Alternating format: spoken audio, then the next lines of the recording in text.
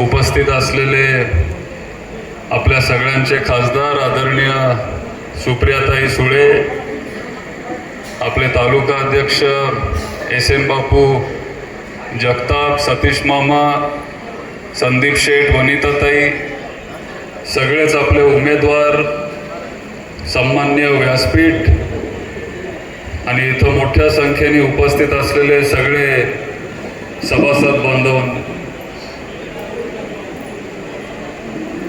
खरं तर आता खूप उशीर झालाय, बरंच काय बोलायचं होतं, पण थोडक्यात जे महत्त्वाचे मुद्दे आहेत हे मी तुमच्या समोर आज मांडतो, तुम्हाला सांगू इच्छिते.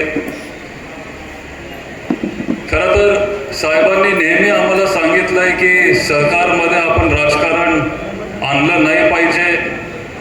या सहकार क्षेत्रात, सहकारच्या चळवळीत साहेब पूर्वीपासून होते, त्यांच्या आधी यशवंतराव चव्हाण साहेब होते आणि आज बारामती असेल किंवा महाराष्ट्र असेल, देशाच्या सहकार क्षेत्रामध्ये जर सगळ्यात जास्त योगदान कुणाचं असेल तर ते आदरणीय पवार साहेबांचे. मग कारखाने असतील, आपले डेअरी असतील,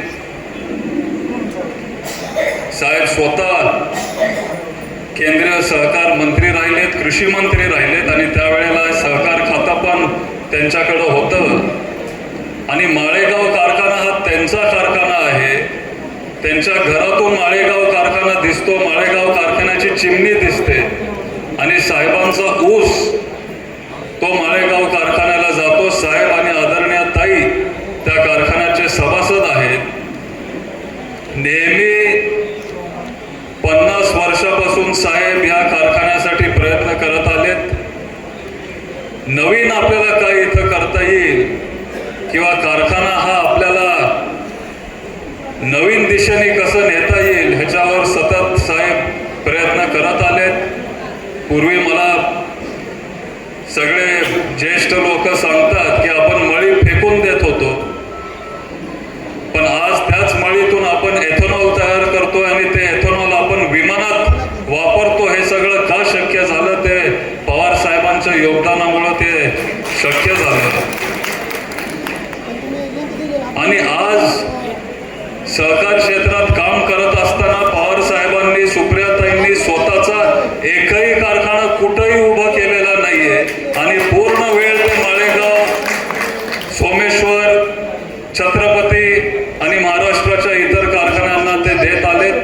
कधीच त्यांनी स्वतःचा कारखाना तिथं उभा केला नाही, पण शेतकऱ्यांसाठी ते लढत राहिले, शेतकऱ्यांसाठी ते काम करत राहिले आणि हाच विचार आम्ही पुढची पिढी पण पुढे न्यायचा प्रयत्न करतोय. आता आज बरेच लोक बोलले साहेबांनी माळेगाव कारखान्यासाठी काय केलंय हे सगळ्यांना माहिती आहे, बारामतीकरांना माहिती आहे. आज जे आपले पलीकडचे जे 2 पॅनल आहेत, मग कपबशीचं पॅनल असेल किंवा किटली, हे पण कधीतरी साहेबांसोबत काम करत होते. त्यांना साहेबांनीच तिथं सगळं शिकवलं, दाखवलं आणि आता ते साहेबांपासून वेगळे झालेत, पण साहेब आज तिथंच आहेत आणि साहेबांचेच विचार घेऊन आपण आज हे पॅनल, बळीराजा सहकार बचाव पॅनल आपण इथं उभं केलंय आणि आपण पुढं चाललोय. कारखाना क्षेत्रात दर 2-3 वर्षाला, दर 5 वर्षाला काय काय वेगळे गोष्टी येत असतात. टेक्नॉलॉजी जे आपण म्हणतो ही बदलत असते. पूर्वी आपण RS बनवायचो, नंतर आपण एथेनॉल बनवायला लागलो, आपण मळीपासून एथेनॉल बनवत होतो, आता आपण सिरप पासून एथेनॉल बनवतो. आता परवा मी साहेबांबरोबर मुंबईत एका कार्यक्रमाला गेलो. तुम्हाला सगळ्यांना आश्चर्य वाटेल की साखरेपासून आता कपडे लोक बनवायला लागलेत. साखरेपासून जी प्लास्टिकची खुर्चीवर तुम्ही बसलाय ती प्लास्टिकची खुर्ची आता आपण साखरेपासून बनवू शकतो आणि ह्याच्यावर आता पवार साहेब काम करायला लागलेत. जे आपले पाण्याचे बाटल्या असतात, जे आपल्या पर्यावरणासाठी घातक असतात, ते प्लास्टिकचे बाटल्या पण आता आपण साखरेपासून बनवू शकतो. आणि 3 महिन्यात पवार साहेब तिथं VSIचं एक डेलिगेशन घेऊन तिथं जाऊन त्याचा सगळा अभ्यास करणार आहे. सांगायचा हेतू हा आहे की नेहमी नवीन आपल्याला काय करता येईल, ह्या क्षेत्रामध्ये शेतकऱ्यांना 2 रुपये जास्त आपल्याला वाढवून कसे देता येतील ह्याच्यासाठी सतत साहेब प्रयत्न करत आलेत. आता कुणीतरी बोलताना उल्लेख केला की अलीकडं AI आपण खूप ऐकतोय. AI म्हणजे इंग्लिशमध्ये त्याला आर्टिफिशियल इंटेलिजन्स म्हणतो, मराठीत कृत्रिम बुद्धिमत्ता. आणि KVK बारामती जी संस्था 50-55 वर्षापूर्वी साहेबांनीच तिथं स्थापन केली, KVK बारामतीच्या माध्यमातून आपण आता AI वर काम करतोय. 1000 शेतकरी आपण निवडले, त्यातला एक शेतकरी मी आहे. आणि त्याच्यामुळं मला ती टेक्नॉलॉजी किती चांगली आहे हे मी माझ्या डोळ्यांनी बघितलंय. तुम्हाला सगळ्यांना मी आज निमंत्रण देतो, तुम्हाला बघायचं असेल तर कनेरीला या, माझं शेत मी तुम्हाला दाखवतो, तुम्हाला ती टेक्नॉलॉजी तिथं दिसेल. किंवा KVKला तुम्ही जाऊ शकता आणि तिथं AIचा फायदा शेतकऱ्यांना कसा होतो हे आपल्याला तिथं बघायला मिळेल.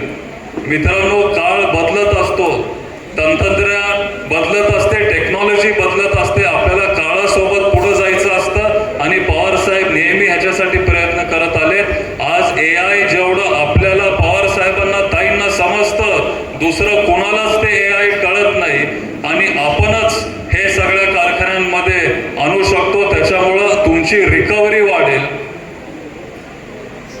1 पॉइंटनी रिकव्हरी वाढेल, तुमचं उत्पादन 40% वाढेल आणि जे खत पाणी आपल्याला लागतं ते 40% कमी होणार आहे. आणि हे आता नवीन टेक्नॉलॉजी आपण सगळ्या सभासदांसाठी आपण देतोय. आज जर माळेगाव कारखान्याची डिस्टिलरी असेल, तुम्ही प्राज कंपनीचं नाव ऐकलं असेल. आज जगात सगळ्यात मोठी कंपनी डिस्टिलरीमध्ये ही प्राज आहे. पण फार कमी लोकांना माहिती असेल की प्राजला पहिली संधी कोणी दिली, ती पवार साहेबांनी दिली, माळेगाव कारखान्यामध्ये दिली.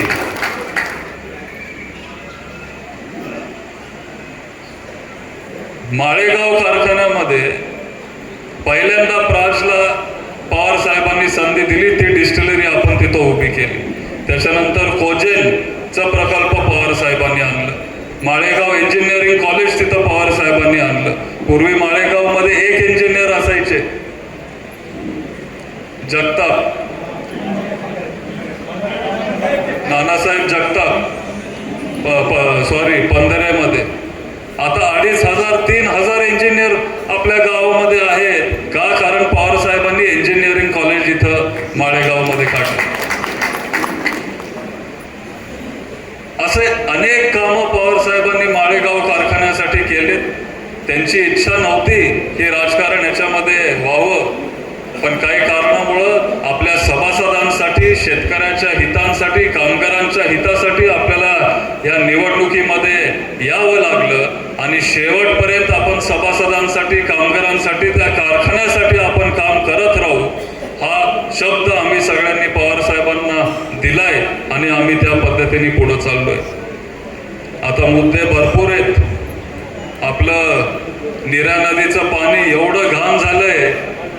आता इथं आमचे भाऊ बोलत होते, परत मी त्याच्यावर जास्त भाष्य करणार नाही, पण ते पाणी खरंच एवढं घाण आणि दूषित झालंय. आपण हात जरी त्या पाण्यात टाकला तरी आपला हात खाजायला लागतो, एवढं घाण ते पाणी झालंय. आपण ते तातडीने स्वच्छ करू. तुम्ही आम्हाला तिथं निवडून द्या. मी तुम्हाला आता शब्द देतो, 5 वर्षांनी तुम्ही येऊन मला परत विचार.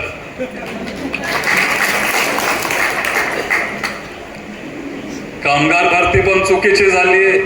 तोंड बघून कामगारांना तिथं घेतलं जातं, पण सामान्य सभासदांच्या मुलांना तिथं घेतलं गेलं नाही, घेतलं जात नाही. आणि इथून पुढं तोंड बघून आपण तिथं कामगार भरती करणार नाही, पण ज्याच्यामध्ये मेरिट आहे, ज्याच्यामध्ये टॅलेंट आहे, त्यालाच आपण तिथं कारखान्यावर घेणार कामगार म्हणून. आणि या वर्षी आता 36 ते म्हणत होते, 1 का 2 वर्षापूर्वी इलेक्शनच्या आधी ते त्यांनी करून टाकलं. सगळ्यांना कळतं की ते इलेक्शनच्या आधी मुद्दामून ते दर डिक्लेअर करतात. पण 5 वर्ष तुम्ही काय दर दिलाय हे तुम्ही सभासदांना दाखवलं पाहिजे. या वर्षी पहिल्यांदा त्यांनी 2800 दर दिलेला, तुम्हाला आठवत असेल, 2800. 1800 म्हणजे एवढा कमी दर कधीच माळेगाव कारखान्याला अलीकडच्या काळात त्यांनी दिला नसेल. पण तुम्ही सगळ्यांनी तिथं आंदोलन केल्यामुळं 2800 पासून त्यांना तिथं 3150 दर तेव्हा द्यावा लागला आणि परत त्याच्यानंतर 200-300 रुपये त्यांना वाढवून द्यावे लागले. कारण आपल्या पक्षाने आपल्या सगळ्या कार्यकर्त्यांनी तिथं आंदोलन केलं आणि त्याच्यामुळं सभासदांना तिथं पैसे मिळाले. दुसरं कोणीच तिथं आंदोलन केलं नाही. 5 वर्ष तुम्ही त्यांना निवडून दिलं, 5 वर्ष तिथं संचालक होते, तरी पण आज जे काही विरोधक आहेत ते तिथं गेले नाहीत. मग परत आपण त्यांना का निवडून द्यायचा हा विचार पण तुम्ही सगळ्यांनी केला पाहिजे. जो तिथं ऍक्टिव्ह राहील, जो तिथं तुमचे प्रश्न मांडेल, असे तिथं संचालक आपण निवडून दिले पाहिजे. मुद्दे भरपूर आहेत. आम्हाला तुम्ही तिथं एक संधी द्या. काळ बदलत असतो, नवीन पिढीला तुम्ही संधी द्या. आम्ही पवार साहेबांचे विचार घेऊन आम्ही पुढे चाललोय. टेक्नॉलॉजी बदलली आहे, तो कारखाना आपल्याला बदलावा लागेल, कारखाना आपल्याला वाढवावा लागेल. आजूबाजूचे कारखाने एवढे मोठे झालेत, 15 आणि 20,000 टनीचे कारखाने झालेत. आपला कारखाना तिथंच थांबलाय. आपल्याला कारखाना वाढवावा लागेल. आणि आज मी तुम्हाला सांगतो, जर आम्हाला तुम्ही संधी दिली तर आजपर्यंत जेवढं क्रशिंग झालंय त्याच्यापेक्षा सगळ्यात जास्त क्रशिंग आपण तिथं करून दाखवू. साखरेची क्वालिटी, एवढी चांगली साखरेची क्वालिटी आपण तिथं बनवू की 1 रुपयाने आपल्याला साखरेचा पर किलो रेट वाढवून मिळेल. हे पण आज मी तुम्हाला सगळ्यांना इथं सांगतो. रिकव्हरी आपण वाढवू, कामगारांचं हित आपण जपू आणि कारखान्यासाठी आपण काम करू. पारदर्शकपणे आपण तिथं काम करत राहू. एवढंच मी आज तुम्हाला सगळ्यांना इथं सांगू इच्छितो. तुम्ही आज मोठ्या संख्येने इथं आलात त्याबद्दल सगळ्यांचा आभार मानतो आणि माझे 2 शब्द संपवतो. जय हिंद, जय महाराष्ट्र. एबीपी माझा, उघडा डोळे बघा नीट.